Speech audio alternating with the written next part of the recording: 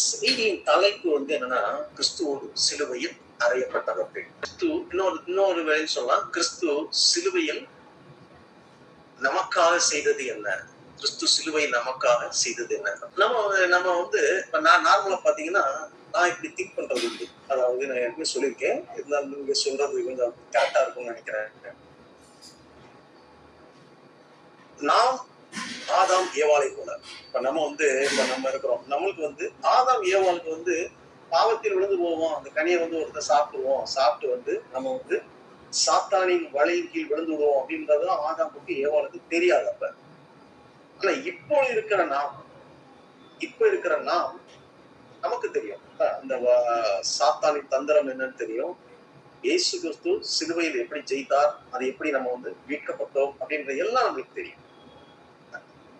இப்ப நாம் இருக்கிற அனைவரும் நம்ம அவர் ஆணா இருந்தா நம்ம ஆதாமாவும் தங்களுடைய மனைவி ஏவாளாவும் நீங்க நினைச்சுக்கங்க. இப்ப நம்ம போய் ஏதேன் தோட்டத்துல நம்ம கடவுள் வருகிறார். குளிர்ச்சியான வேலை பார்ப்போம். இந்த பகல்ல பார்த்தா பயங்கர ஹீட் இருக்குது. அங்க என்ன குளிர்ச்சியான வேலைன்னா அந்த அந்த இடத்தோட அந்த ரமியம் எவ்வளவு அழகா இருந்திருக்கும் நம்ம திங்க் பண்ணலாம். மரங்கள், செடிகள், கொடிகள் நம்மளை இப்ப இருக்கிற நாம், அதாவது இப்ப இருக்கிற நாம் நம்மளை அப்படியே அந்த ஆதி காலத்துக்கு நம்ம கொண்டு வரணும். ஆனா நம்மளோட அறிவுலாம் இருக்கு. யாரு கடவுள் நம்மை எப்படி மீட்டா, நம்ம எப்படி ஆதாம் விழுந்து போன அந்த அறிவுலாம் இருக்கு. சோ நீங்க உங்களை ஒரு ஆணா இருந்தா நீங்க ஆதாமாவும் உங்க மனைவி ஏவாளாவும் நினைச்சுக்கோங்க. பெண்ணா இருந்தா ஏவாளும் ஆதாமாவும் நினைச்சுக்கோங்க. உங்களுக்கு கொண்டு போய் அந்த தோட்டத்துல விடுறாரு. ஆண்டவர் வருகிறார். அவரோடு நீங்கள் உலாவுகிறீர்கள், அளவுகளில் பேசுறீங்க, எல்லாம் பண்றீங்க, உங்களோடு இணைந்திருக்கு. இப்ப அதே இடத்துல ஜீவ விருட்சத்தின் கனி இருக்குது. சாப்பிடக்கூடாது என்று தேவனம் சொல்லப்பட்ட அந்த இச்சிக்கப்பட்ட கனி இருக்குது. இப்ப நான் ஒரு கொஸ்டின் கேட்கிறேன், நீங்க சாப்பிடுவீங்களா, சாப்பிட மாட்டீங்களா? சும்மா தரும் பதில் சொல்லுங்க. ஆம் இல்லை என்று சொன்னா போதும். சாப்பிடுவேன், சாப்பிட மாட்டேன்னு சொன்னா போதும். சும்மா சொல்லுங்க. சாப்பிடுவீங்க? கண்டிப்பா. சரி, கண்டிப்பா சாப்பிடுவோம். சரி, வேற? சாப்பிட மாட்டேன். வேற ஏதாவது? சாப்பிட மாட்டேன். சாப்பிட மாட்டேன். சரி, ஒருத்தர் சாப்பிட மாட்டாங்க. ஓகே, சொல்லுங்க சிஸ்டர். ஏசப்பா உணர்ச்சி சொல்லிட்டு போறாரு. அந்த சொல்ல மீறாம நம்ம சாப்பிடாம இருக்கிறதுதான் நல்லது. சாப்பிடாம இருக்கிறது நல்லது. ரெண்டு சாப்பிடாம இருக்க நல்லது, ரெண்டு பேரும் சாப்பிடுவோம் அப்படின்னு சொல்றாங்க. வேற? நீங்க எப்படி கேக்குறீங்க, எனக்கு கொஞ்சம் விவரமா சொல்லுங்க. அதாவது நான் என்ன கேக்குறேன்னா, ஆதாம் ஏவாள் இருக்கும்போது அவங்களுக்கு அந்த கனியை சாப்பிட்டு நம்ம பாவத்துல விழுந்து போவோன்ற அந்த நாலேஜ் இருந்திருக்காது. ஆனா அவங்க சாத்தானுடைய அந்த தந்திரத்துல விழுந்து போறாங்க. சரியா?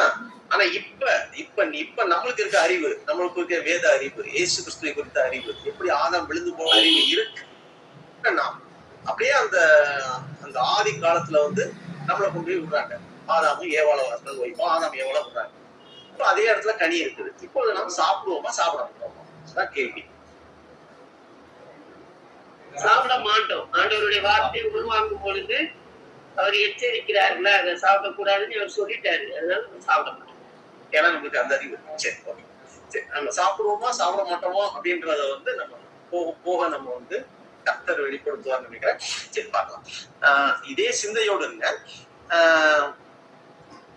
ஆதாம் பாவ விழுந்த போது என்ன பண்றான், அவனுடைய சந்ததியாகிய நாம் அந்த பாவத்திற்கு அடிமைகளாக மாறி போகிறோம். எல்லாருமே பாவிகளா மாறுறோம். ஏன்னா எல்லாமே ஆதாமோட அந்த வித்து, பாவத்தில் விழுந்த அந்த வித்து. அந்த ஆதாமோட சந்ததியாகிய நாம் பண்றோம், பாவத்திற்கு அடிமையாக விற்கப்பட்டு போனதுனால நம்ம என்ன பண்றோம், நம்மளுடைய சந்ததியாக பாவத்திலே வாழ்கிறோம். அது மட்டுமல்ல, அந்த கீழ்ப்படியாமையினால் அந்த ஆதாம் நம்மளை எல்லாரும் என்ன பண்றாரு, அந்த அந்த அந்த பாவத்திற்கு அடிமையா மாத்திட்டார். பாவம் செய்கிற மாத்திர பாவத்திற்கு அடிமையாக மாத்திட்டார். அதாவது சொல்ல போனா சாத்தானுக்கு அடிமையாக நாம் மாற்றப்பட்டு விட்டோம். அதாவது எப்படின்னா, உதாரணம் சொல்றேன், உலக பிரகாரமான உதாரணம் சொல்றேன். ஒரு பழைய பழைய காலம் இப்பயும் கூட நார்த் இந்தியால இருக்கு. என்ன பண்ணுவாங்கன்னா, அடிமைகளை வந்து விலைக்கு வாங்குவாங்க. காசு கொடுத்து அடிமைகளை வாங்க. அதே மாதிரி யோசேப்புலாம் வந்து விலை கொடுத்து வாங்கப்பட்டார் இல்லையா, அது மாதிரி போத்திபார் அரண்மனை. சோ அது மாதிரி அடிமைகள் வந்து விலை கொடுத்து வாங்கப்படுவாங்க. இப்ப நார்த் இந்தியாலாம் போனீங்கன்னா என்ன பண்ணுவோம், குடும்பத்துல யாராவது ஒருத்தருக்கு ஏதாவது வந்து பணம் தேவைப்படும், ஒரு 50,000 1 லட்சம் கொடுத்த குடும்பமே என்ன பண்ணுவாங்க, போய் செங்கல் சூளையில கல்லு உடைக்கிற வேலைகளை செய்வாங்க. அவங்க என்ன பண்ணுவாங்க, காலகாலமா செய்வாங்க. அப்ப அவங்களுக்குன்னு வந்து ஒரு சுயமான எந்த இது இருக்காது. அந்த எஜமான் வந்து என்ன சொல்றான்னா அவ்வளவு நேரம் வேலை பார்க்கணும், அவன் என்ன கொடுக்குறானோ அதான் சாப்பிடணும். அவங்க நினைச்சது வந்து என்ன பண்ண முடியாது, அவங்களால பண்ண முடியாது. அப்ப அந்த அடிமை என்பது என்னன்னா, நம்மளுடைய சுயமா நம்ம எதுவுமே செய்ய முடியாது. எல்லாமே வந்து அந்த எஜமான் என்ன சொல்லுகிறானோ, எதை நம்மளை போன்றானோ அதான் செய்வோம். அதே மாதிரிதான் பாவத்திற்கு அடிமை அப்படின்னும் போது என்ன பண்ணணும்னா, பாவத்தை வந்து நம்மளால ஒண்ணுமே செய்ய முடியாது. பாவத்தை வந்து நம்மளால ஜெயிக்கவே முடியாது. நம்ம வந்து என்ன பண்ணுவோம், நாம் வந்து பாவத்துல விழுந்து பாவியாவே இருப்போம். அதை விட்டு வெளிவிடுவதற்கான அந்த பலனோ அந்த தைரியமோ அல்லது அந்த வெளிவருவதற்கான வாய்ப்பே கிடையாது. இதுதான் வந்து ஆதாமுக்கோடு மூலம் மனித குலமாகிய நாம் பெற்ற அந்த தண்டனை, அந்த கீழ்ப்படியாமையால் கிடைக்கிற தண்டனை. இப்ப இப்படிப்பட்ட அந்த மனிதன் எப்படி வந்து தேவன் என்ன சொல்றாருன்னா, தேவன் என்ன பண்றாருன்னா, அவருடைய சாயலாக ஆதாமே ஏவாளையும் வந்து அவருடைய சாயலாக உருவாங்க. பாவமே இல்லாமல் உருவாங்க. பாவம் இல்லாத மனிதன் ஆதாம், ஒருத்தர் வந்து இயேசு கிறிஸ்து. மொத்தம் 2 பேர் உலகத்தில். அப்ப அந்த பாவம் இல்லாத அந்த சூழலுக்கு விழுந்து போன அந்த ஆதாமுடைய சந்ததி, ஆதாமுடைய சந்ததியாகிய நம்மையும் அந்த முன்னிற நிலைமைக்கு கொண்டு வருவதுதான் அந்த பைபிள்ல இருக்கு ஃபுல்லா. ஆதியாமத்துல இருந்து கடைசியில இருக்கு வெளிப்படுத்த வரைக்கும் எப்படி ஆண்டவர் வந்து பாவத்தில் இருந்த அந்த ஆதாம வந்து மறுபடியும் அதே நிலைமைக்கு, பாவம் இல்லாத அந்த நிலைமைக்கு கொண்டு வருவதற்காக ஆண்டவர் செய்கிற காரியங்கள் தான் ஆதியாமத்துல இருந்து கடைசியில இருக்கு அந்த தொடர்ச்சியா வரும். அப்ப இதை தேவன் எவ்வாறு செய்கிறார் பார்த்தோம்னா, அதுதான் நம்ம வந்து இயேசு கிறிஸ்து வந்து சிலுவையில் அதை செய்து முடித்தார் அப்படின்னு சொல்லி பார்க்கிறோம். நம்மள வந்து பாத்தீங்கன்னா சிலுவையை குறித்த உபதேசம் வந்து என்ன பண்ண, கெட்டு போனவர்களுக்கு அது பைத்தியமா தோணும் அப்படின்னு சொல்லி வேதத்துல வாசிக்கிறோம். சிலுவை குறித்த உபதேசம் கெட்டு போவர்களுக்கு பைத்தியமா இருக்கிறது, ரட்சிக்கப்படுகிற நமக்கும் அது தேவனுடைய பலனா இருக்கிறது, ஸ்ட்ரென்த்தா இருக்கிறது ரட்சிக்கப்படுவது. ஏன்னா இந்த சிலுவை குறித்த உபதேசம் அந்த அந்த மாம்சத்துக்குரிய மனிதனுக்கு வந்து விளங்கி கொள்ள முடியாத ஒன்று. உதாரணத்துக்கு பாத்தீங்கன்னா இயேசு கிறிஸ்து வந்து என்ன சொல்றாரு, நீங்க நிறைய உதாரணங்கள் பார்க்கலாம். இந்த ஆலயத்தை இடிச்சு போடுங்க 3 நாளைக்குள்ள நான் வந்து பில்ட் பண்ணுவேன் அப்படின்னு சொல்லுவாரு. அப்ப என்ன சொல்லுவாங்கன்னா, 46 வருஷம் ஆச்சு, நீ 3 நாளைக்குள்ள கட்டிடுவியா அப்படின்னு. அவர் என்ன சொல்றாரு, தன்னுடைய அந்த தன்னுடைய அந்த 3 நாள் அவர் மரித்து 3ஆம் நாள் உயிர்த்தெழுதலை குறித்து அவர் பேசுறார். தன்னுடைய சரீரமாய அந்த ஆலயத்தை குறித்து அவங்க இயேசு கிறிஸ்து பேசுறார். அதை அவங்களால என்ன பண்ண முடியும், புரிந்து கொள்ள முடியவில்லை. அதே மாதிரிதான் நிக்கதேமும் பார்க்கிறோம். நிக்கதேமும் அதே மாதிரிதான் வந்து சொல்லுவான், எப்படி இயேசு கிறிஸ்துவ மறுபடியும் அடையணும் அப்படின்னு. அது எப்படி வந்து ஒரு மனிதன் முதிர் வயதா இருக்கை மறுபடியும் வந்து தாயின் கர்ப்பத்திலே பிறக்க முடியும். அப்ப அதே மாதிரிதான் அந்த சிலுவை குறித்த உபதேசம் என்ன பண்ணா, பைத்தியகாரமாக தோன்றும் கெட்டு போகிறவர்களுக்கு. ரட்சிக்கப்படுகிறவர்களுக்கு அது வந்து தேவனுடைய ஸ்ட்ரென்த். தேவனுடைய ஸ்ட்ரென்த் வேணும்னா நம்ம என்ன பண்ணணும்னா சிலுவை நோக்கி அப்படின்னு சொல்லி பார்ப்போம். இப்ப நாம சொன்னேன், எப்படி மனிதன் வந்து ஆதாம் முந்தின இருந்த நிலைமைக்கு கொண்டு வருவதுதான் தேவனுடைய சித்தம். முந்தின இருந்த நிலைமைக்கு கொண்டு வரணும். ஆதாம் எப்படி வந்து பாவத்திற்கு முன்னாடி எப்படி இருந்தானோ அது மாதிரி.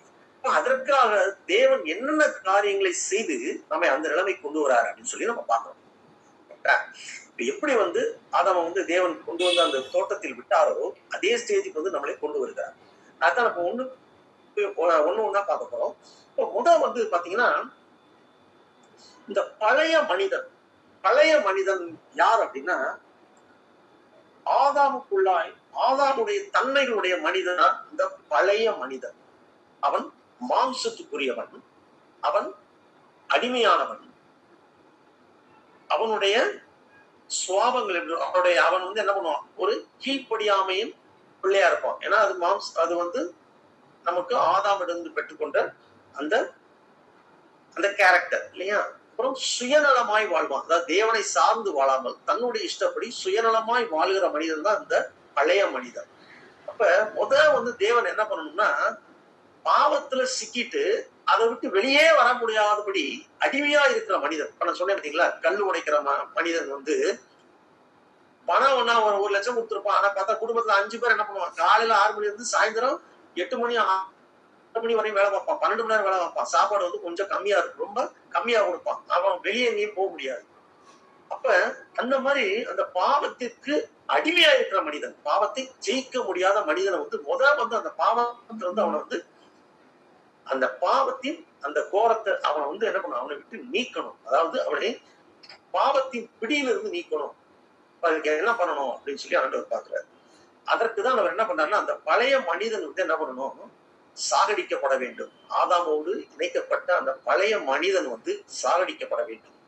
யாராவது எடுத்து வாசிங்க, ரோமர் 6ஆம் அதிகாரம் 6ஆம் வசனம். ரோமர் 6ஆம் அதிகாரம் 6ஆம் வசனம் யாராவது வாசிங்களேன். நாம் பாவத்துக்கு ஊழியம் செய்யாதபடிக்கு பாவ சரீரம் ஒளிந்து போகும் பொருட்டாக நம்முடைய பழைய மனுஷன் அவரோட கூட சிலுவையில் அறையப்பட்டது என்று அறிந்திருக்கிறோம். இப்ப ஆண்டவர் என்ன பண்றாருன்னா, பழைய மனிதனை அவரோடு கூட சிலுவை அறைந்து அந்த பழைய மனிதன் என்ன பண்றாருன்னா கொன்று. இப்ப நாம் கிறிஸ்துவோடு சிலுவையில் அறையப்படுகிறோம். அப்ப நம்ம யோசிப்போம், அப்பதான் நான் சொன்னேன், சிலுவையை குறித்த உபதேசம் கெட்டு போறவர்களுக்கு பைத்தியமா தோணும், ரட்சிக்கப்படுகிற நமக்கு அது தேவ பலனா இருக்கிறது. சோ நம்ம எப்படி திங்க் பண்ணோம்னா, உடனே வந்து நம்மளுடைய ஃபிளஷ் கொண்டு போய் அடிக்க போறதில்ல, ஆவிக்குரிய பிரகாரமாக நாம் என்ன பண்றோம், நாம் வந்து அதாவது நாம் வந்து ரட்சிக்கப்படும் பொழுது கிறிஸ்துவோடு கூட நாம் என்ன பண்றோம், அந்த பழைய மனிதனாகிய அந்த ஆதாம், பாவத்தை ஜெயிக்க முடியாத அந்த பழைய மனிதனாய ஆதாம் வந்து என்ன பண்றாங்க, வந்து கொன்றுறாங்க. இப்ப நான் சொன்னேன்ல, அந்த எஜமான்ட்ட வந்து அந்த அடிமை வந்து வேலை செஞ்சுட்டே இருக்கான். திடீர்னு ஒரு நாள் எஜமான் செத்து போயிடறான். செத்து போயினதுக்கு அப்புறமும் அந்த அடிமை வந்து என்ன பண்ண, அவன் அடிமை கிடையாது. ஏன்னா இப்ப வந்து என்னாச்சு, எஜமான் வந்து ஆளே இல்லை. அப்ப அவன் வந்து அடிமையில இருந்து விடுதலை பெறுகிறான். அதே போல தேவன் என்ன பண்றாருன்னா, நாம் மரிக்கும் பொழுது அந்த பழைய மனிதனாகிய அந்த பாவத்தின் பிடியிலிருந்து வெளிவரவே முடியாத அந்த மனிதனாகிய ஆதாம் வந்து சிலுவையோடு, இயேசு கிறிஸ்துவோடு சிலுவையில் ஆணி அடித்து கொல்லப்படுகிறான். செத்து போயிட்டான். பழைய மனுஷனை வந்து பாவத்துல இருந்து விடுதலை பெற முடியாத மனுஷன் செத்துப்பான். அதனாலதான் ரட்சிக்கப்படாதவர்கள் வந்து பாவத்துல இருந்து வெளியே வரவே முடியாது. கரெக்டா? முதல் வேளை வந்து அதை காலி பண்ணிடுறாரு. அப்ப அடுத்து என்ன பண்ணணும்னா, 2வது வேலை என்ன பண்றாருன்னா, தேவனுக்கும் மனிதனுக்கும் முதல் பிரிக்கிறது அந்த பாவம். அந்த பாவம் மனிதனை வந்து அவர் என்ன பண்றாரு, சிலுவையில் எடுத்து கொள்ளுங்க. 2வது என்ன பண்ணுறாருன்னா, தேவனுக்கும் மனிதனுக்கும் இடையே பிரிக்கிறது என்னன்னா நியாயப்பிரமாணம். அதாவது பாவம், மனிதனுடைய பாவம். பாவம் எப்படி வருதுன்னா, நியாயப்பிரமாணம் வந்து இது பாவம் அப்படின்னு ஒவ்வொரு பாவத்தை குறித்து நியாயப்பிரமாணம் என்ன சொல்லுது, இந்த தப்பு பண்ண போய் பேசினா அது பாவம். கரெக்டா? அந்த மாதிரி ஒவ்வொரு பாவமும் இது செஞ்சா பாவம், இது செஞ்சா பாவம், நியாயப்பிரமாணம் வந்து என்ன பண்ணுதுன்னா லிஸ்ட் போடுது.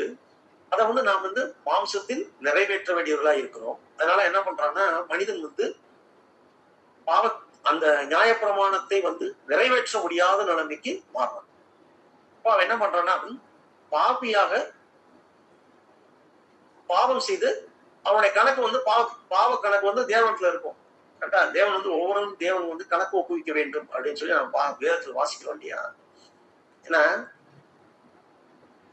நம்ம நினைவே பட்டணத்தார் பாவம் செஞ்சது வந்து தேவனுடைய சந்ததிக்கு வந்து எட்டுது. அப்ப தேவன் வந்து பாவத்தை கணக்கு வைக்கிறார். இந்த ஜனங்கள் பாவம் செய்கிறார்கள் என்று. அதே மாதிரி நாம் அந்த பழைய மனிதனாய் அந்த ஆதாமோடு இருந்த அந்த பாவம் இல்லையா, அதை வந்து என்ன பண்றாருன்னா, தேவன் வந்து அதை சிலுவையில் எடுத்து அறைகிறார். ஏன்னா அந்த பாவமும் அந்த அந்த நியாயப்பிரமாணம் தான் நம்ம வந்து என்ன பண்ணுது, தேவனிடத்துல இருந்து பிரிக்கிறது. அந்த நியாயப்பிரமாணத்தை நிறைவேற்றினாதான் தேவனோட போக முடியும். ஆனா நியாயப்பிரமாணத்தை நிறைவேற்றவே முடியாது என்று வேதம் தெள்ள தெளிவாக சொல்லுகிறது. அப்ப அந்த நியாயப்பிரமாணத்தை என்ன பண்ணணும், தூக்கணும். தேவனுடைய மனிதனுடைய பாவத்தை என்ன பண்ணணும், உழைத்து அவை ஒன்றுமில்லாமல் ஆக்க வேண்டும். அதான் நம்ம அதான் என்ன பண்றாரு தேவன் 2வது காரியமாக அதை செய்யறாரு. நீங்க வாசிங்க கொலோசையர் 2ஆம் அதிகாரம் 13, 14, 15 வாசிக்கிறேன். உங்கள் பாவங்களுக்கும் உங்கள் மாம்ச விருத்த சேதனம் இல்லாமையினாலேயும் மரித்தவர்களாய் இருந்த உங்களையும் அவரோடே கூட உயிர்ப்பித்து அக்கிரமங்கள் எல்லாவற்றையும் உங்களுக்கு மன்னித்து நமக்கு எதிரடையாகவும் கட்டளைகளால் நமக்கு விரோதமாகவும் இருந்த கையெழுத்தை குலைத்து அதை நடுவில் விடாதவனுக்கு எடுத்து சிலுவையின் மேல் ஆணி அடித்து துறைத்தனங்களையும் அதிகாரங்களையும் உரிந்து கொண்டு வெளியரங்கமான கோலமாக்கி அவைகளின் மேல் சிலுவையிலே வெற்றி சிறந்தார்.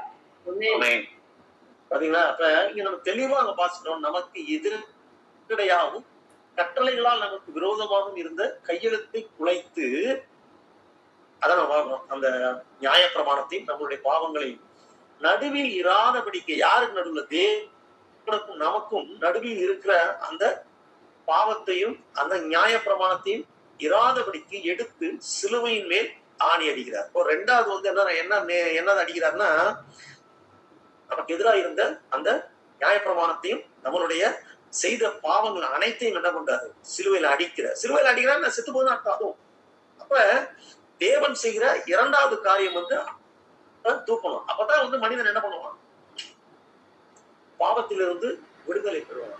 இப்ப நம்ம யோசிக்கலாம், இது என்னது, இது அது எப்படி வந்து இதை வந்து பாவத்தை இதெல்லாம் வந்து சிலுவையில ஆணி அடிக்க முடியும்? அதான் நான் சொன்னேன், சிலுவை குறித்த உபதேசம் நம்மளுக்கு எப்படி இருக்கும்னா, கெட்டு போறவனுக்கு அது பைத்தியமா தோணும், கேட்கிறவனுக்கு பைத்தியமா தோணும். யாரும் கெட்டு போறது, ஆனா ரட்சிக்கப்படுகிற நம்மளுக்கும் அது தேவனுடைய பலனா இருக்கிறது. விசுவாசத்துல நம்ம என்ன பண்றோம், பாவிக்குரிய முறையில் தேவன் என்ன பண்றாருன்னா, நமக்கு எதிராக இருந்த நம்மளுடைய பாவ கணக்குகளையும் நம்முடைய அந்த தேவனத்தில் சேர முடியாதபடி இருக்கிற அந்த நியாய பிரமாணத்தின் சிலுவையில் அடித்து குறைத்தரங்க அதிகாரிகள் வெளியரங்கமாகி அவைகளிலே வெற்றி சிறந்தார். அப்ப 2வது நம்ம மனுஷனை வந்து பாவம் செய்ய வைத்து பாவத்தின் பிடியில் வைத்திருக்கிற அவைகளை என்ன பண்றாருன்னா சிலுவையில் அடித்து அவைகளை இல்லாமக்கிறார். இப்ப நம்ம என்ன புரிஞ்சுட்டோம், ஒண்ணு வந்து பழைய மனுஷன் செத்து போயிட்டான். அதாவது பாவத்துல இருந்து விடுதலையே ஆக முடியாதபடி அடிமையா இருந்த மனிதன் என்ன பண்றான், செத்து போயிடுறான். அப்ப பழைய ஆதாம் செத்து போயிடுறான். அது அந்த அவனுக்குரிய தன்மைகள் செத்து போயிருது. 2வது என்ன பாக்குறோம், நமக்கு இந்த பாவம் எழுதப்பட்ட பாவங்கள், தேவனால் கணக்கெடுக்கப்பட்ட பாவங்கள் பிரமாணம் 2 என்ன பண்ணுது, சிலுவையில் ஆணை அடிச்சு அதுவும் இல்லாம போயிருது. அடுத்து என்ன பண்றாருன்னா, தேவன் அவர் நம்மோடு இணைகிறார். ஏன்னா இப்ப வந்து என்ன பண்றோம், பாவம் போயிடுச்சு, நியாயப்பிரமாணம் போச்சு. இப்ப வந்து நம்ம என்ன பண்றோம், அந்த ஆதாமின் பாவ பிடியிலிருந்து அந்த நியாயப்பிரமாணத்தின் பிடியிலிருந்து பாவ கணக்கு கம்ப்ளீட்டா விடுதலையான என்ன பண்றாருன்னு அவர் நம்மளோடு வந்து இணைகிறார். கிறிஸ்து நம்மளோடு வந்து இணைகிறார். அதான் பாக்குறோம். கலாத்தியர் 2ஆம் அதிகாரம் 20ஆம் வசனம் வாசிக்கிறேன். கிறிஸ்துவுடனே கூட சிலுவையில் அறையப்பட்டேன், ஆயினும் பிழைத்திருக்கிறேன். இனி நான் அல்ல, கிறிஸ்துவே எனக்குள் பிழைத்திருக்கிறார். நான் இப்பொழுது மாம்சத்தில் பிழைத்திருக்கிறதோ, என்னில் அன்பு கூர்ந்து எனக்காக தம்மை தாமே ஒப்பு கொடுத்த தேவனுடைய குமாரனை பற்றும் விசுவாசத்தினாலே பிழைத்திருக்கிறேன். ஆமென். இப்ப இங்க தெளிவா இருப்பாரு, கிறிஸ்துவுடனே கூட நான் சிலுவையில் அறையப்பட்டேன், பிழைத்திருக்கு. நான் அல்ல, கிறிஸ்துவே எனக்குள் பிழைத்திருக்கிறார். நான் அப்படின்னு இருக்கு இல்லைங்களா, அந்த சுயம் அது வந்து அங்க வந்து நீக்கப்பட்டு தனக்காக வாழ்ந்த அந்த மனிதன் என்ன பண்ற, கிறிஸ்துவுக்காக வாழ்க்கிறாங்க. கிறிஸ்துவே எனக்குள் பிழைத்திருக்கிறார். கிறிஸ்து வந்து நமக்குள் வருகிறார். கிறிஸ்துவின் ஆவி நமக்குள் வருகிறார். அதான் பரிசுத்த ஆவியானவர் நமக்குள் வருகிறார். கிறிஸ்துவின் ஆவியானது பரிசுத்த ஆவியானது ஒன்றுதான். சோ அவர் நமக்குள்ளாக வருகிறார். இப்ப அங்க என்ன பண்ண, ஒரு இணைப்பு நடக்கிறது. கிறிஸ்துவுடன் நாம் இணைக்கப்படுகிறோம். அப்ப அவரில் நாம் நிலைத்திருக்கும் பொழுது, அதாவது அவரோட இணைக்கும் போது என்ன பண்றோம், என்ன சொல்றோம், பிழைத்திருக்கிறோம். நாம் மாம்சத்தில் பிழைத்திருக்கிறோம். மாம்சத்தில் பிழைத்திருக்கிறதோ தேவனை பற்றும் விசுவாசத்தினாலே பிழைத்திருக்கிறோம். அப்ப கிறிஸ்துவோடு இணைந்து நாம் என்ன பண்றோம், நடந்து அந்த பாவத்தின் பிடியிலிருந்து விடுதலை பெற்று என்ன பண்றோம், அவரோடு இணைந்து அங்கிருந்து என்ன பண்றோம், நாம் பரிசுத்தத்தை நோக்கி போக ஆரம்பிக்கிறோம். அதாவது இந்த ஸ்டேஜ் என்ன, பழைய மனிதன் ஆதாம் செத்துட்டான், நமக்கு எதிராக அந்த பாவ கணக்கு போயிடுச்சு, தேவன் நம்மளோடு இணைந்திருக்கிறார். அப்ப நீங்க இப்ப இருக்க ஏதேன் தோட்டத்துல இருந்த ஆதாமோட நிலைமை அதுதான். என்ன பண்ண, அப்போ வந்து பாவம் இல்லை, பாவம் கிடையாது. ரெண்டாவது, அவனுக்கும் தேவனுக்கும் நடுவில் எந்த விதமான பிரமாணம், நியாய பிரமாணங்களும் இல்லை, அது நீக்கப்பட்டு விட்டது. தேவன் என்ன பண்றாரு, டெய்லி வந்து அவர்களோடு உறவாடுகிறார். அதே மாதிரி தேவன் இப்ப அதே கண்டிஷன்ல தான் இப்ப நம்ம இருக்கிறோம். நாம் ரட்சிக்கப்படும் பொழுது பழைய மனிதனாகிய அந்த ஆதாம், அதாவது பாவத்திலிருந்து விடுதலை பெற முடியாத ஆதாம், பாவத்தை ஜெயிக்கவே முடியாத ஆதாம் வந்து கிறிஸ்துவோடு கூட சிலுவையில் அறையப்பட்டான். நம்மளுடைய பாவ கணக்கை வந்து என்ன பண்றார், தேவன் வந்து சிலுவையில் அறைந்து தன்னுடைய ரத்தத்தினால் என்ன பண்றாரு, அவர் வந்து நிவர்த்தியாக்குகிறார். தேவன் வந்து நம்மளோட இணைத்து விட்டார். இப்ப நீங்க வந்து எந்த ஸ்டேஜ்ல இருக்கீங்கன்னா, கரெக்டா வந்து ரட்சிக்கப்பட்டீர்கள் என்றால் நீங்கள் ஆதாம் என்ன நிலைமையில இருக்கிறானோ அந்த நிலைமையில தான் இருக்கிறீங்க. கரெக்டுங்களா? ஒத்துப்பீங்க நான் நினைக்கிறேன். ஏன்னா தேவன் வந்து இதைத்தான் நம்மிடம் செய்கிறார். இதுக்கப்புறம் வந்து தேவன் வந்து என்ன பண்றாருன்னா, இது வரைக்கும் என்ன பண்ணா அவர் பண்றாரு. ஏன்னா இதை வந்து நம்ம பண்ண முடியாது. ஏன்னா பாவத்தில் நம்மளால விடுதலை ஆகவே முடியாது, நியாய பிரமாணத்தின் மூலம் விடுதலை ஆகவே முடியாது, நம்ம தனியா இருந்து எதுவும் செய்யவே முடியாது. அதைத்தான் நம்ம ஒன்றும் சரியில்லை. யோவான் 15ஆம் அதிகாரம் 4ஆம் வசனம் வாசிக்கல. யோவான் 15:4 யாராவது வாசிக்கல.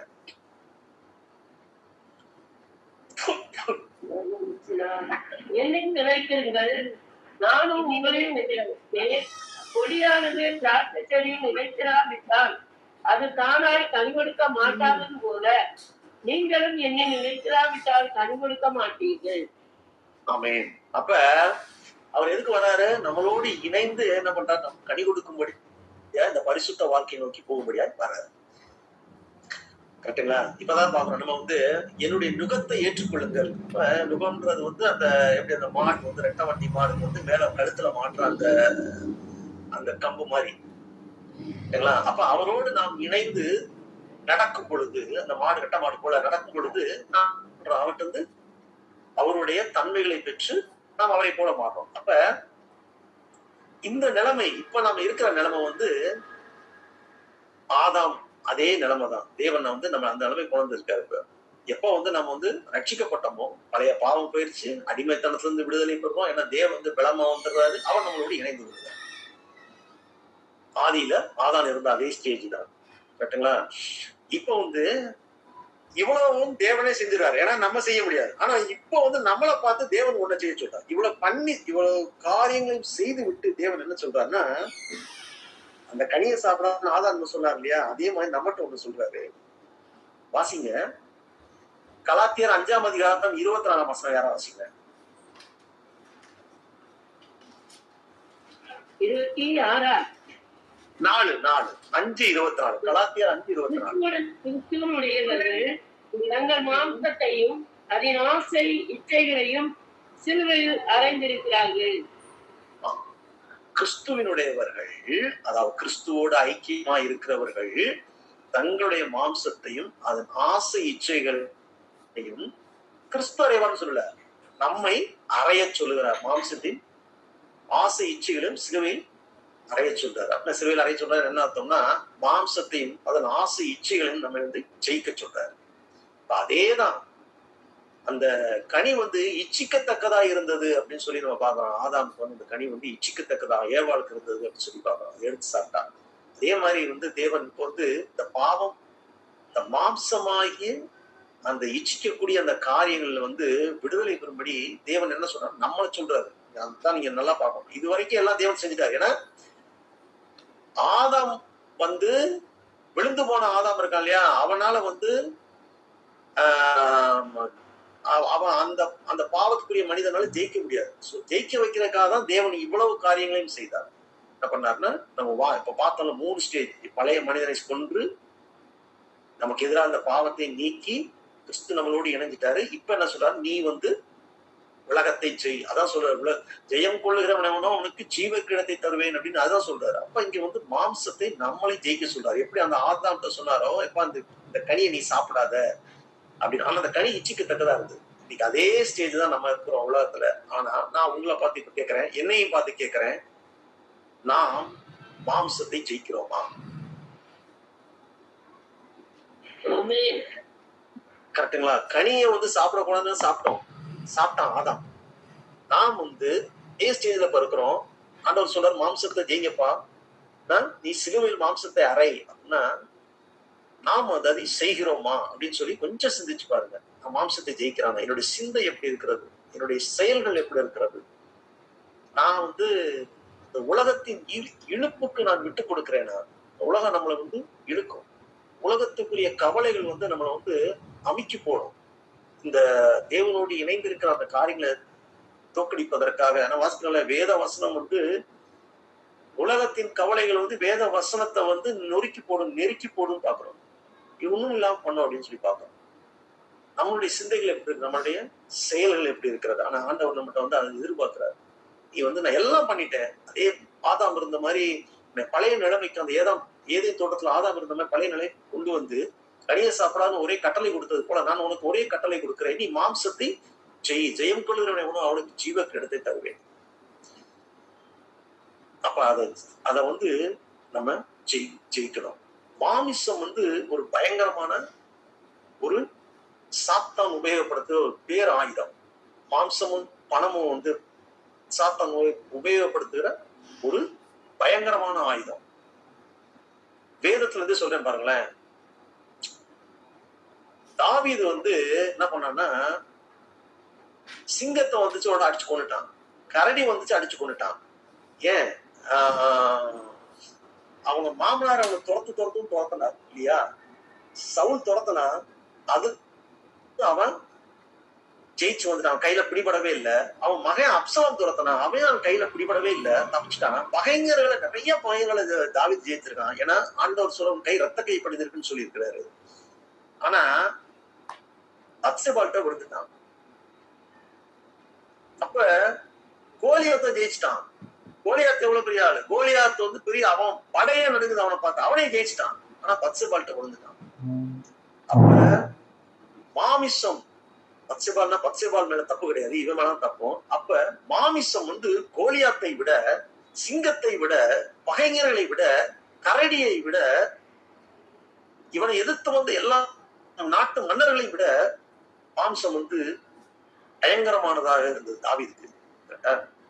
தாவீது தேவனோடு இணைந்து நடக்கிறவன். தாவீது மறுபடியும் எழுந்தது காரணம் அது தேவனோடு இணைந்து நடக்கிறது தான். இந்த இணைப்பை தான் நம்ம பார்த்தோம். கிறிஸ்துவுடன் இணைந்து கொள்ளுகிறார். இணைப்பை நம்ம பிடிப்பு விடாம இருந்தோம்னா இந்த மாம்சத்தை நம்ம ஜெயிக்க முடியாதான் பார்க்கிறோம். அதைத்தான் இங்க நமக்கு இன்னைக்கு வெளிப்படுத்துகிறான்னு நான் நினைக்கிறேன். நான் ஒரு சின்ன சம்பவம், நடந்த சம்பவத்தை சொல்றேன். நாம் யார் என்று நமக்கு தெரிந்தால் நம்ம சாதாரண ஆளா இருக்க மாட்டோம் அப்படின்னு சொல்லுவாங்க. அதாவது என்னுடைய பாவங்கள் மன்னிக்கப்பட்டது, பிசாசுக்கு எனக்கு பிசாசு எனக்கு என் மேல பிசாசுக்கு அதிகாரமே இல்லை. அதாவது அவன் சிலுவையில் தோற்கடிக்கப்பட்டவன். அவன் என்னை ஜெயிக்க முடியாது, பிசாசு இப்ப ஜெயிக்க முடியாது. ஆனா நாம் ரட்சிக்கப்படுவதற்கு முன்பு அந்த பாவமுடைய அந்த ஆதாமுடைய அந்த மனுஷன் இருக்கிற அவன்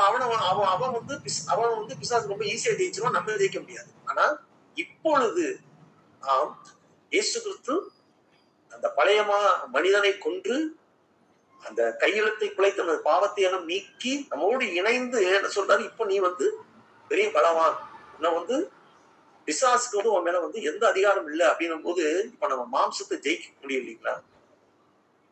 நான் நடந்த ஒரு உண்மை சம்பவத்தை சொல்றேன். நமக்கு இந்த ரகசியம் நமக்கு தெரியறது இல்லை. நம்ம நினைக்கிறோம் நம்ம பிசாசு ரொம்ப பலம் வாய்ந்தவன் அப்படின்னு நினைக்கிறோம். நம்முடைய பாவங்கள் மன்னிக்கப்படுற சில விஷயங்கள்ல எனக்கு நானும் நிறைய டைம் பார்த்துருக்கேன். நம்ம பழைய பாவங்கள் சில டைம் வரும். அப்ப நீங்க பண்ண வேண்டிய ஒரே ஜெபம், இயேசு கிறிஸ்து ரத்தத்தால் எல்லாவற்றையும் கழுவி விட்டார். சோ எனக்கு வந்து பழைய பாவத்தில் எந்த அதிகாரமும் என்மேல் இல்லை அப்படின்னு அந்த ஒரு சின்ன ஜெபம் செஞ்சுப்பாங்க. நடந்த உதாரணம் சொல்றேன். தன்னுடைய பாவங்கள் மன்னிக்கப்பட்டதை கூட தெரியாத ஒரு ஒரு இது வந்து உண்மையில் நடந்தது. மும்பைல வந்து ஒரு ஒரு ஒரு லேடி அவங்க என்ன பண்ணாங்க, தன்னுடைய கல்லூரி காலத்துல வந்து தன்னோட கூட இருந்த ஒரு பையனை வந்து லவ் பண்ணாங்க. 2 பேரும் ரொம்ப நல்லா லவ் பண்ணாங்க. நிறைய இடங்களை பார்க்கு எல்லாம் ஒண்ணு சுத்திட்டு இருந்தாங்க. போட்டோஸ் நிறைய எடுத்துக்கிட்டாங்க. ரொம்ப அந்யோன்யமா இருந்தாங்க. அப்ப ஆனா அந்த பையன் வந்து நல்ல பணக்கார பையன். ஆனா அவனுடைய கேரக்டர் சரியில்லை அப்படின்னு உங்களுக்கு தெரிஞ்சது. ஆனா அவங்க என்ன பண்றாங்க, அவனை விட்டு விளைகிறாங்க. அவங்க வந்து ஒரு நல்ல லேடி. அவங்க உண்மையிலேயே வந்து அவங்க லவ் பண்ணி கல்யாணம் பண்ண நினைச்சாங்க. ஆனா அவங்களோட எண்ணங்கள் வேற மாதிரி இருந்தனால என்ன பண்றாங்க, அவங்க வெளியே வந்தாங்க. ஆனா வெளியே வந்தாலும் என்ன பண்றான், அவன் அந்த போட்டோவோ அவங்க கூட அந்த போட்டோ வச்சு அந்த பொண்ணை மிரட்டிக்கிட்டே இருக்கிறாங்க. அப்ப அவங்க என்ன பண்றாங்க, அவனை கேட்டு பாக்குறாங்க. முடியலன்னே இவங்க என்ன பண்றாங்க, வெளியே வந்துடுறாங்க. கொஞ்சம் காலங்கள் போகுது. இவங்க வீட்டுல வந்து ஒரு நல்ல பையனை பாக்குறாங்க. இந்த பொண்ணு கல்யாணம் பண்ணி வைக்கிறாங்க. பண்ணி வச்சோடனே என்ன பண்றான், அவன் வந்து அவளை இன்னும் மிரட்ட ஆரம்பிக்கிறான். நான் அவன் புருஷன்ட்ட இதை காமிச்சிருவேன், அவ்வளவுதான் அவன் வாழ்க்கை. அப்ப அவன் என்ன பண்றான், என்னடா இவனால வந்து அவன் டார்ச்சர் தாங்க முடியல. 2வது வந்து புருஷனுக்கு தெரிஞ்சா தான் வாழ்க்கையே போயிடும், தன்னை என்ன நினைப்பாங்க, சொசைட்டி என்ன நினைக்கிறது அப்படின்னு பலவிதமான சிந்தனை என்ன பண்றான்னு அவன் என்ன பண்றான்னா, ஒரு தடவை ஒரு வாய்ப்பு வருது. அவன் புருஷன் என்ன பண்றான், ஒரு வேலை விஷயமா நான் வந்து டெல்லிக்கு போறேன், வர்றதுக்கு 7 நாள் ஆகுமா அப்படின்னு சொல்லிட்டு சொன்னோடனே சரிங்கன்னு சொல்லி அனுப்பிச்சிடறான். அனுப்பிச்சோடனே அவன் என்ன பண்றான், வாலண்டியரா அவனுக்கு வந்து போன் போடுறான். அவன் போன் போட்டு என்ன பண்றான், இவ்வளவு தொந்தரவு பண்ணான். அவனை இவளையே போன் போட்டு, என் புருஷன் இல்ல, நீ நான் வரேன் உன் கூட, நீ வந்து உன்னுடைய சொந்த கார்ல வராத, நீ ஏதாவது வாடகை கார் எடுத்து வா, ஏன்னா நீ எந்த காரணம் தெரியக்கூடாது, நீ வரல தெரியக்கூடாது, ஏதாவது வாடகை காரில் எடுத்துட்டு வா அப்படின்னு. அவனும் ரொம்ப சந்தோஷமா என்ன பண்றான், ஒரு வாடகை காரை எடுத்துட்டு வரான். வந்தோடனே 2 பேரும் என்ன பண்றாங்க, ஒரு ஹோட்டல்ல போய் ரூம் போடுறாங்க. ஹஸ்பண்ட் ஒய்ஃப்னு சொல்லி போட்டுட்டு ரூம் போடுறாங்க. ரூம் போட்டோன்னே அந்த ஒரு நைட் போறாங்க. அடுத்த நாள் காலையில வந்து ஹோட்டல்ல வந்து ஒரு டாக்ஸி புக் பண்றாங்க. நாங்க வந்து சுத்தி பார்க்க போறோம்னு சொல்லிட்டு இவன் உள்ள போனதுக்கு அப்புறம் என்ன பண்றான், இவன் தன்னோட இந்த விஷத்தை என்ன பண்றான்னா அவனுடைய சாப்பாட்டுல கலந்து அவனை கொண்டுறான். கொண்டோடனே அவன் செத்து போயிடுறான். நைட்டு பூரா இருக்கிறான். காலையில 5 மணிக்கு என்ன பண்றான், வெளியே வர்றான். வெளியே வந்தோடனே என் கணவனுக்கு உடம்பு முடியல, நான் வந்து தூரம் போகணும், அதனால வந்து அந்த டாக்ஸி போயிருந்தா அந்த டாக்ஸில ஏறி இவன் என்ன பண்றான், நேரா வந்துடுறான். வந்து ரயில்வே ஸ்டேஷன்ல வந்து ஊருக்கு வந்துடுறான். இவருக்கு வேற ஊருக்கு வந்துடுறான். அப்புறம் பார்த்தா இந்த கொலை வந்து தெரிஞ்சு போது யாரும் செத்து போயிட்டாங்க. ஒரு பொண்ணு கூட வந்துருக்கா, யாரையும் பாக்குறாங்க, அவங்களால கண்டுபிடிக்கும். ஏன்னா இது வந்து இப்ப நடந்தது, பல வருடங்களுக்கு முன்னாடி நடந்தது, ஐடென்டிட்டி இல்லை. அப்ப இவங்க அந்த பேரை வந்து என்ன சொல்லியிருக்க, பர்டிகுலராவே பேரை வந்து மாத்தி கொடுங்க, ஏன்னா பின்னாடி எந்த பிரச்சனையும் வரக்கூடாது, பேரை வச்சு அவங்களால ஐடென்டிஃபை பண்ண முடியல. அந்த பையனோட பேர் தெரியும், ஏன்னா அவன் செத்து போயிட்டான். அவங்க அப்பா வந்து ஒரு பெரிய ஆளு, அதனால என்ன பண்றாருன்னா அவர் ப்ரெஷர் கொடுக்குறாரு, எப்படியாவது கண்டுபிடிச்சுங்க அப்படின்னு சொல்லி. ரொம்ப நாள் 3 மாசங்கள் ஆனது. அந்த செய்திகள் நியூஸ்ல வருது. 6 மாசங்கள் ஆனது. ஒரு நாள் வந்து போலீஸ் வந்து வீட்டை தட்டுறாங்க. வீட்டை தட்டினோடனே அதிகாலையில தட்டுறாங்க. இவர் ஹஸ்பண்ட் இருக்கிறாரு. வந்து கதவை திறந்தா போலீஸ் நிக்குது. ஹஸ்பண்ட் வேற நிக்கிறாரு. உடனே நாங்க வந்து ஒய்ஃபோட வந்து நாங்க பேசணும், அவங்களை வந்து அரெஸ்ட் பண்ண வந்திருக்கோம். அவர் அப்படி ஸ்டன்னாகி நிக்கிறாரு. உடனே இவங்க சொல்றாங்க, இந்த அம்மா இந்த லேடி என்ன சொல்லியிருக்காங்க, ஒரு 5 நிமிஷம் கொடுங்க, நான் நைட்ல இருந்து ட்ரெஸ்ஸுக்கு மாத்திட்டு வந்தேன், சேலைக்கு மாத்திட்டு வந்தாங்க. அவங்க அவகாசம் கொடுக்குறாங்க. உள்ள போறாங்க. சேலையை வந்து அவங்க கட்டின கல்யாண சேலையை நல்லா கட்டிட்டு நல்லா மேக்கப் எல்லாம் போட்டு வெளியே வர்றாங்க. வெளியே வந்தோடனே அவங்க ஹஸ்பண்ட் கேட்கிறாங்க, என்னம்மா என்ன ஆச்சு, என்ன பண்ண சொல்றாரு. இவங்க நடந்ததெல்லாம் சொல்றாங்க. இந்த மாதிரி என்னை மிரட்டினா, நான் வந்து நல்லா உத்தமமா இருக்குன்னு தான் நினைச்சேன். நான் இது வரைக்கும் அப்படிதான் நினைச்சேன். ஆனா இவன் வந்து என்னுடைய பேரை, என்னுடைய வாழ்க்கையை கெடுத்துருவான். எனக்கு வழி தெரியல, அதனால நான் வந்து வேற வழியே இல்லாம அவனை கொண்டுட்டேன். உடனே சொன்னா, ஐயோ தப்பு பண்ணிட்டியேமா, தப்பு பண்ணிட்டியே மஞ்சு. அவ பேர் மஞ்சு. அந்த மஞ்சுன்ற பேர் அவங்க வந்து எப்படி கண்டுபிடிச்சிருப்பாங்கன்னா, இந்த முத ஒரு கால் டாக்ஸி டிரைவர் யார் ஒரு டிராப் பண்ணாலும் அவனை பிடிச்சிருவாங்க. அப்போ வந்து இவங்க 2 பேசும்போது இந்த ஆளு வந்து இந்த லேடியை வந்து மஞ்சுன்னு பேர் சொல்லி போட்டிருப்பான். அதை வச்சு அப்ப கூட படிச்சவங்க யார் பேர் இருக்காங்க மஞ்சுன்னு கண்டுபிடிச்சு அவங்க வீட்டுக்கு வந்துருப்பான். அதனால அதுக்குதான் அந்த 6 மாசம் ஆயிருக்கு. உடனே இவங்க ஹஸ்பண்ட் தப்பு பண்ணிட்டு மஞ்சு, அவன் ஏன்ட்டே வந்தான், உன்னுடைய படம் எல்லாம் காமிச்சான், காமிச்சு என்கிட்ட வந்து காசு கேட்டான். என்ன மிரட்டினா நான் வந்து வெளியே சொல்லிடுவேன். நான் வந்து அவனுக்கு காசு கொடுத்து நான் அப்பயே உன்னை மன்னிச்சுட்டேனம்மா. எனக்கு ஐயோ நீ இதை தெரியாம போய் ஏமா அப்படி பண்ண அப்படின்னு அப்பதான் அவன் வந்து ஒரு ஐயோ நான் மன்னிக்கப்பட்டு விட்டேனா, எனக்கு மன்னிக்கப்பட்டதே தெரியலையே அப்படின்னு சொல்லி அவன் என்ன பண்ணா அழுதான். அழுது சொன்னாலும் ஐயோ நான் இருக்க மாட்டேனே, நான் இப்ப வந்து அவரு வச்சு வாங்கியிருந்த விஷயத்துல நான் குடிச்சிட்டேனே அப்படின்னு சொல்லிட்டு அவ கண்ணீரோட அழுத என்ன பண்ணிட்டாலும் அப்படியே செத்து போயிட்டான். அப்ப இது வந்து நடந்த ஒரு உண்மை சம்பவம். நான் மன்னிக்கப்பட்டதே தெரியாதனால அவன் என்ன பண்றான்னா அழிந்து போகிறார். அதே போலதான் இன்னைக்கு நாமளுடைய கிறிஸ்தவர்களாக நாம் வந்து பாவத்தின் பிடியில் இருக்கிற அந்த ஆதாம் செத்து போயிட்டாங்க. இனி நான் வந்து பாவத்துக்கு நான் அடிமை கிடையாது, பாவத்துக்கு ஊழியம் செய்வதற்கு நான் பாவத்துக்கு அடிமை கிடையாது, பிசாசு என்னை ஜெயிக்க முடியாது, நான் மாம்சத்தை ஜெயிக்க முடியும். எப்பொழுது கிறிஸ்துவோடு இணைந்து அந்த கொடியாய கிறிஸ்துவோடு இணைந்திருக்கும் பொழுது நான் கொஞ்சம் கொஞ்சமாக அந்த பாவத்தை நாம் ஜெயிக்க முடியும், மாம்சத்தை ஜெயிக்க முடியும். ஆனா அந்த மாம்சம் தான் என்ன பண்ணுது, பாவத்துக்கு நம்ம கொண்டு போகுது. அதனாலதான் கிறிஸ்து என்ன சொல்றாருன்னா அனுதினமும் தன் சிலுவை சுமந்து கொண்டு என்னை பின்பற்ற கடவுள். சிலுவைன்றது வந்து மாம்சத்தை ஜெயிப்பதுதான். அப்ப எப்படி மாம்சத்தை ஜெயிக்கிறதுன்னு நம்ம இன்னொரு தடவை பார்ப்போம். முடிஞ்சா ஒரு 2 வாரத்துக்கு அப்புறம் எப்படி இந்த மாம்சத்தை ஜெயிக்கிறது, ஆனா எப்படி ஜெயிப்பது அப்படின்னு சொல்லி பார்ப்போம். அப்ப இப்ப நான் உங்களை பத்தி அதே கேள்வி கேட்கிறேன். நீங்களே திங்க் பண்ணிக்க, நீங்களே திங்க் பண்ணிக்க. நான் வந்து ஆதாம் நிலைமையில இருக்கிறேன். இப்ப நான் வந்து அந்த கனியை சாப்பிட வேணாம், சாப்பிட மாட்டேன். அந்த இச்சிக்கப்பட அந்த கனியை இச்சிப்படுற கனியை என்ன வந்து சாப்பிடாமல் அந்த மாம்சத்தை ஜெயித்து வாழணும் அப்படின்ற அந்த உறுதியோடு நம்ம இருக்க கடவுள் கிருபை செய்வாராக. நானே மகா கிருபையும் இரக்கமுடைய வார்த்தையானவரே ஸ்தோத்திரம்.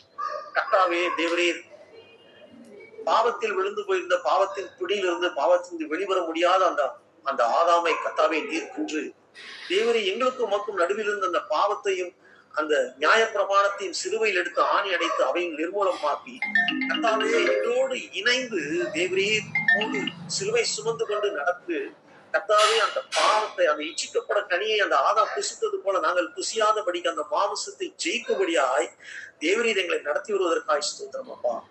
எவ்வளேற பெற்ற அந்த கிருபைக்காய் ஸ்தோத்திரம். கர்த்தாவே உம்மோடு இணைந்திருக்கும் வரை அந்த பாவத்தை எங்களால் ஜெயிக்க முடியும், அந்த மாம்சத்தை எங்களால் ஜெயிக்க முடியும் என்கிற உண்மையாளர்களாய் நாங்கள் இருக்கிறோம். தேவரே கர்த்தாவே இந்த வார்த்தை ஒவ்வொரு இருதயத்திலும் கர்த்தாவே கிரியை செய்யும்படியாக இருக்கிறது. தொடர்ந்து கிருபையால் நடத்தும் காத்துக்கொள்ளும். இயேசு கிறிஸ்துவின் வேண்டிக் கொள்கிறேன். ஆமென், ஆமென், ஆமென்.